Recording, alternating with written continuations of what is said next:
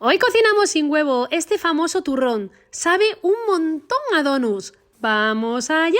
Primero vamos a preparar la base de chocolate, como el original. Y para ello usaremos 125 gramos de chocolate con leche y 75 gramos de chocolate blanco. Los ponemos juntos en un cuenco y los llevaremos a deshacer. Yo los meto en el microondas a máxima potencia en tandas de 20 segundos y poco a poco se van derritiendo. Podemos usar el molde que queramos, pero si no tenemos molde específico de turrón y pretendemos conseguir la forma rectangular del turrón, podemos usar moldes como este, que es para hornear, o incluso reutilizar un brick de leche. Puedes ver cómo usé este truco en este vídeo de aquí arriba. Ponemos papel de horno o film transparente en su interior y echamos una base de chocolate. Aquí te aconsejaría no echar demasiada cantidad, ya que luego queda una base muy gorda y difícil de cortar. Te lo digo sinceramente, porque fue lo que me pasó a mí, y eso me pasa por golosa y no limitar el uso del chocolate. Yo pensaba, venga, cuanto más chocolate mejor, pero no, ¡ay, el chocolate! Ahora llevamos esto al congelador mientras preparamos el resto del turrón.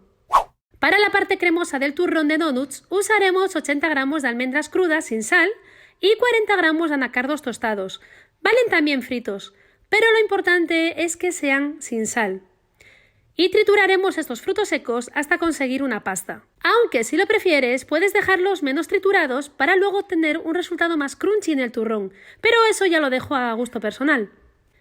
Ahora añadimos 3 cucharadas soperas de leche condensada. Aquí te recomiendo que las cucharadas estén bien colmadas porque ayudarán a que la mezcla quede cremosita. Y por último añadimos 4 donuts. Estos donuts que yo uso en el vídeo son caseros y sin huevo. Aquí arriba te dejo el enlace a la receta de donuts sin huevo, pero si no tienes problemas con el huevo y puedes comer donuts normales, es igual de válido usar 4 donuts que hayas podido comprar en la tienda de tu barrio. A ver, la cosa es echarle donuts al asunto, ¿no? Que para eso a este turrón se le llama turrón de donuts, para que cuando te comas un trocito digas, anda, esto me recuerda al donuts de toda la vida. ¿Verdad que sí, jefa? Pues sí, tienes razón. Gracias, lo sé. Bueno, siguiendo con la receta, comentaba que en este punto tenemos que añadir los donuts y triturarlo todo todito hasta conseguir una pasta cremosa, que será la parte principal de nuestro turrón. Si ves que la pasta es muy consistente, prueba a añadirle un poco más de leche condensada. Ya verás que enseguida coge una textura más suave.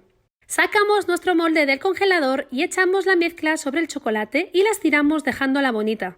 Yo aquí hice un intento de hacer la forma redondeada del turrón de donuts original. Bueno, tanto esfuerzo, ¿pa' qué? No me sirvió de nada, así que te aconsejo que directamente aplanes la parte de arriba y pasa al siguiente paso, que es echar un poco de chocolate que habíamos derretido al inicio de la receta.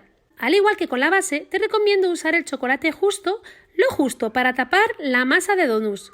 Extiéndelo por toda la superficie y llévalo a enfriar al frigorífico.